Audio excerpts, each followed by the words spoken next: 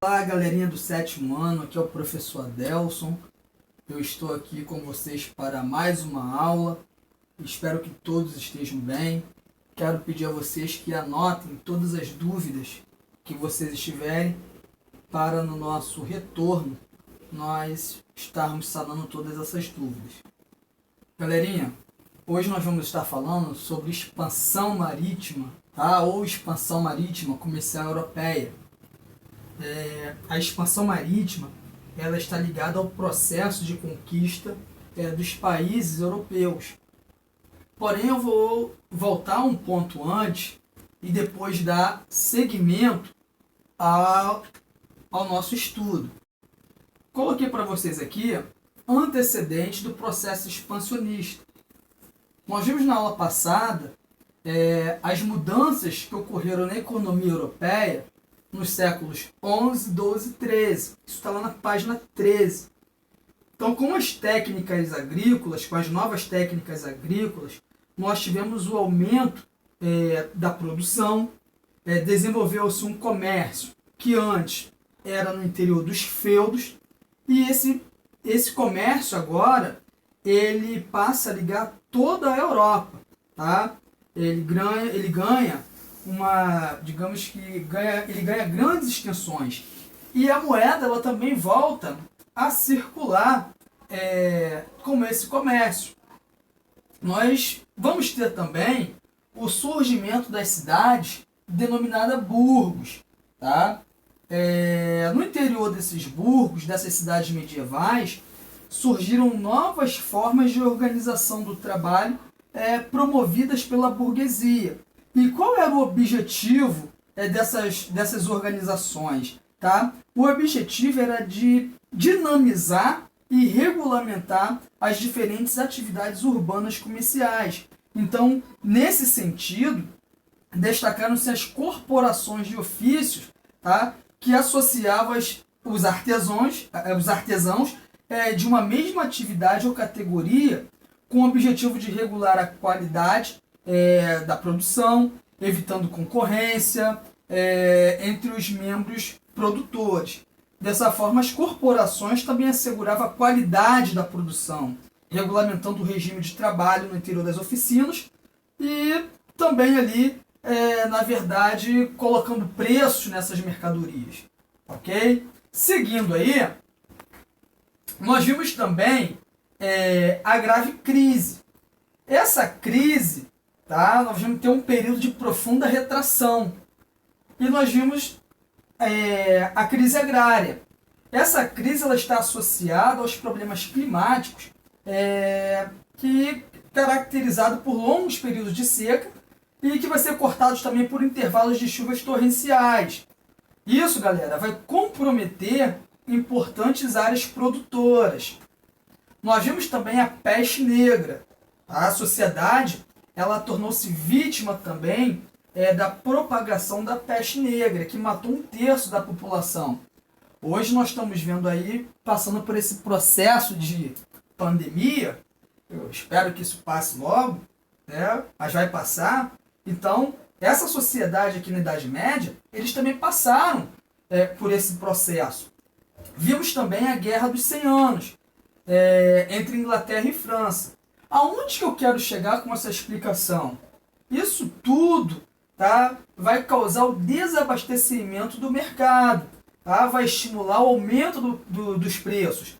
Nós estamos vendo que hoje, com esse processo de pandemia, o preço do gás, o preço do álcool em gel, tudo sobe.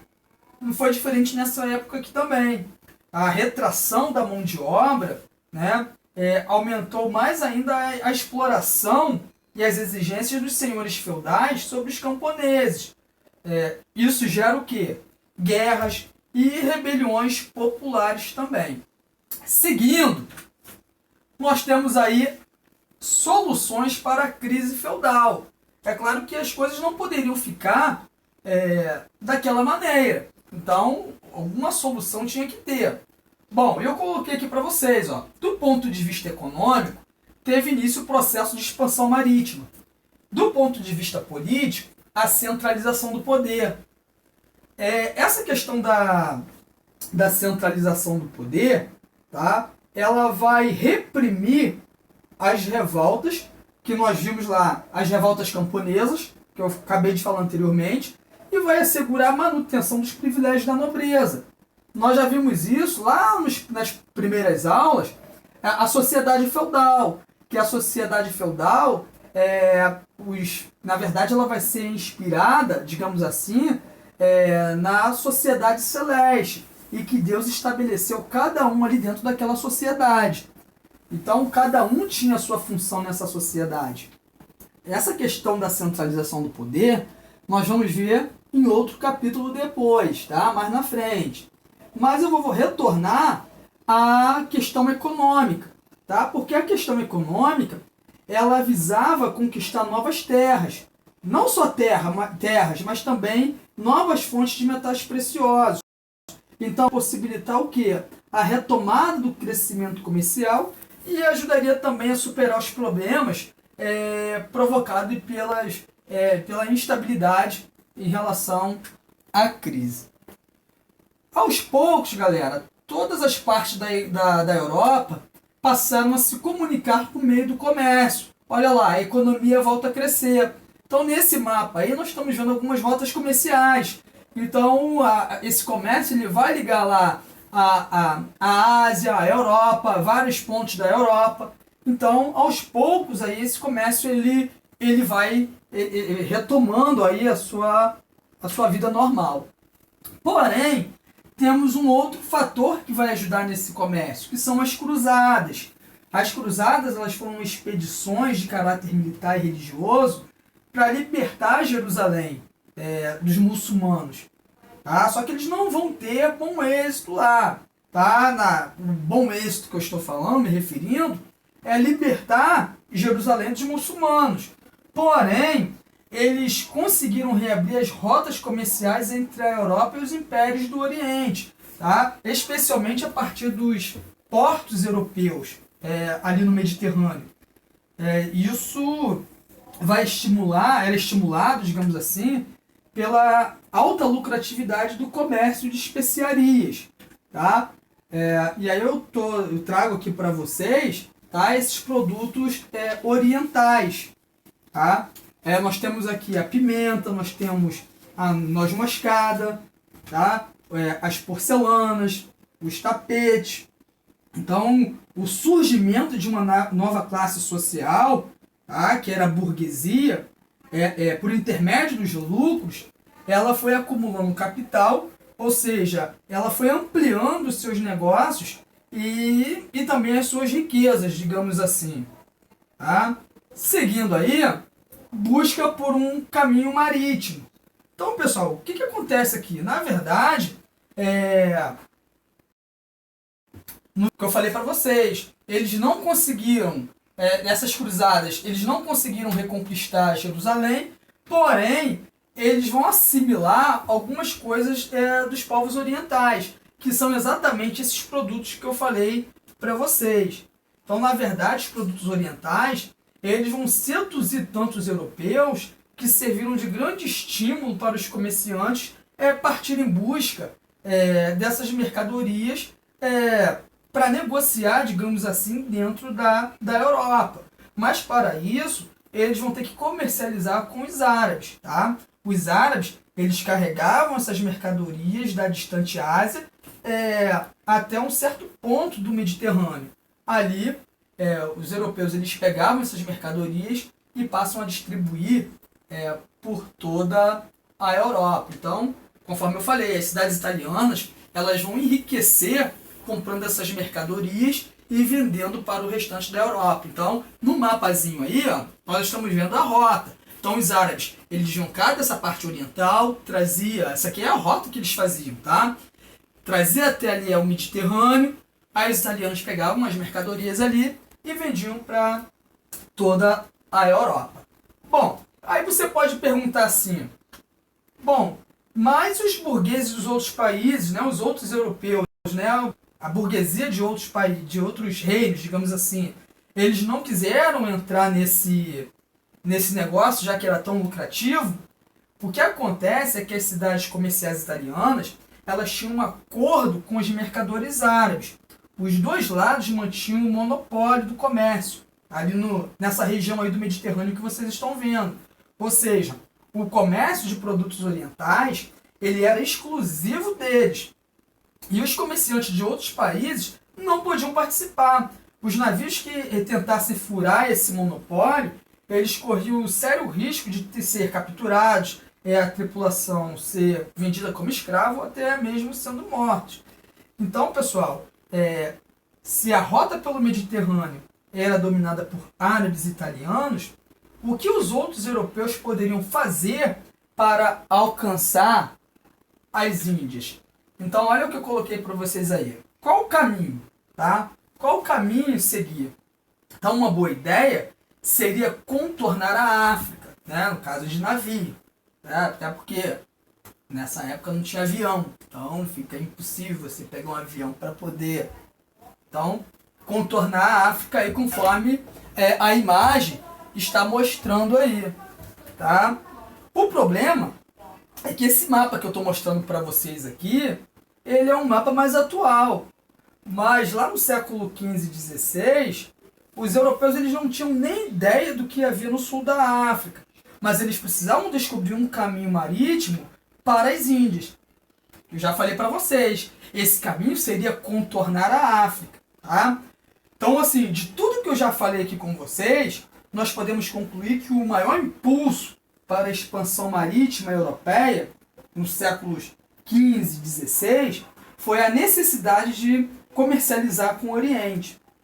Aí eu coloquei assim para vocês, ó, será se valia a pena, tá, empreender um comércio com o Oriente por um caminho tão longo, né, e por um caminho que ainda precisava ser descoberto? É claro que sim, é claro que valia a pena. Então, se a gente pensar do seguinte ponto de vista, né, as mercadorias do Oriente, elas percorriam um longo trajeto, tá, terra, até chegar aos portos do mar Mediterrâneo. Então, você pode tentar imaginar aí o que poderia acontecer com esses comerciantes nessa travessia, né? Assaltos, pagamentos de impostos, né? Toda vez que tinha que passar por um reino oriental, digamos assim, o perecimento de muitas mercadorias, a morte de animais de carne. Então, todos esses problemas iam encarecendo as mercadorias. No final das contas, elas chegavam à Europa a um preço muito alto. E por que as pessoas elas compravam coisas tão caras dos italianos? Porque não havia outro jeito.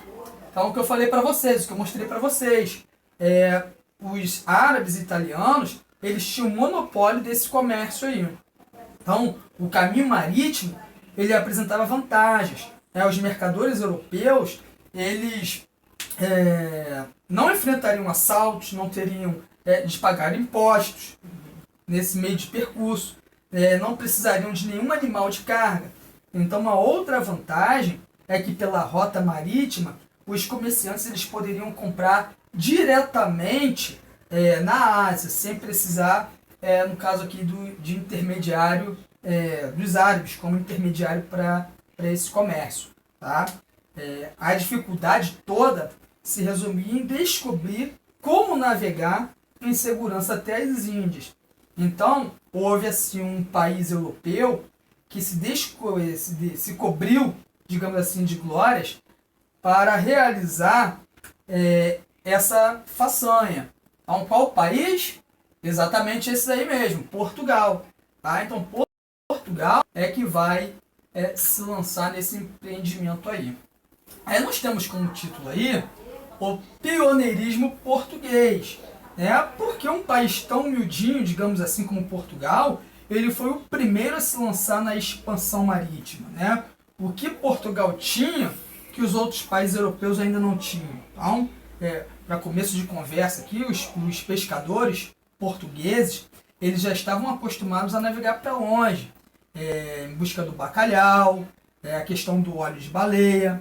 Tá? Eles aprenderam muito sobre o mar. Lisboa também era uma cidade inicial importante. Tá? Os navios mercantes que ligavam o norte da Europa à Itália, eles passavam por lá. Se vocês olharem aqui na imagem também, né, vai se desenvolver a cartografia, a escola de Sagres, tá? Então, tinha uma escola náutica em Portugal que vai favorecer essa expansão marítima, ok? Então, tudo isso aí, pessoal, está contribuindo para que Portugal ele se lançasse, digamos assim, a essa expansão marítima aí. Agora, olha só, vamos analisar o seguinte, tá? Vamos analisar o seguinte. Os fatos em relação ao que estava acontecendo na Europa. Então, em primeiro lugar, estamos falando de comércio com o Oriente. Tá? Temos de pensar em uma classe social. Que classe social é essa? Exatamente, a burguesia. Só que nos séculos XV e XVI, essa burguesia europeia ela era muito nova. Tá? Ela era pequena ainda, ela era frágil, ela era nova. Então ela sozinha, jamais essa burguesia conseguia empreender um projeto gigantesco desse de expansão marítima comercial europeia. Eu coloquei para vocês aqui embaixo. Ó. Então quem poderia ajudá-la? É claro, pessoal, deixa eu voltar um ponto aqui. Essa burguesia ela é nova, ela é frágil, mas ela está enriquecendo. Tá? Essa burguesia ela está enriquecendo. O que eu falei é que ela é frágil, ela é nova. Então ela precisava de ajuda. Então assim, quem poderia ajudá-la? Qual instituição poderia comprar navios, recrutar homens, né, ter armas, obter também o apoio da igreja? Tá? Então somente assim, um Estado forte teria condições de ajudar essa burguesia nessa missão. Tá? E é nesse período que está acontecendo a centralização do poder nas mãos, no caso dos reis. É nesse período que vai surgir aí os estados nacionais. O problema todo, que estado é esse que está surgindo aí nesse século? Então você pode perceber aí a relação do Estado, burguesia e expansão marítima. Tá? Agora, vai uma informação aqui muito importante. O primeiro Estado absolutista a se formar na Europa foi Portugal. Qual é a conclusão que a gente chega aqui? A conclusão é que Portugal ele foi o pioneiro na expansão marítima porque foi o primeiro país europeu a construir um Estado absolutista capaz de apoiar as navegações. Então, galera, nas aulas anteriores eu falei com vocês que a ideia de Estado, tá? Ela não está pronta e acabada. Você tinha lá os reinos, tá? Esses reinos, com o passar do tempo, eles vão se constituindo nos estados. Tá? Então, aqui nesse momento é que vai ter o surgimento dos estados. É claro que existe todo um requisito para que haja um Estado nacional. Tá? E eu já dei a dica aqui para vocês. Que Estado é esse que surge nesse período? Então, os requisitos para que haja um Estado, eu já coloquei até aqui na nossa imagem para vocês. Um dos requisitos é exatamente o território. Tá? Então, se eu pegar, por exemplo, o mapa mundi e mostrar para vocês, falar, ó, cobre aí para mim as linhas as linhas que envolvem o Brasil. Certamente vocês vão conseguir identificar.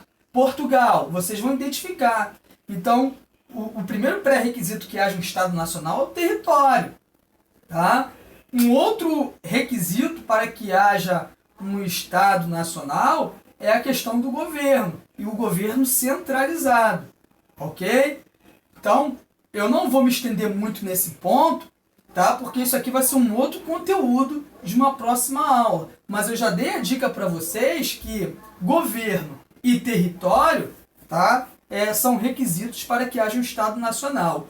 Bom, é claro que se nós estamos falando de território, estamos falando de governo, é claro que tem também o que aqui? A língua. Então, você vai ter a língua como um fator também para esse Estado. E é claro, a moeda.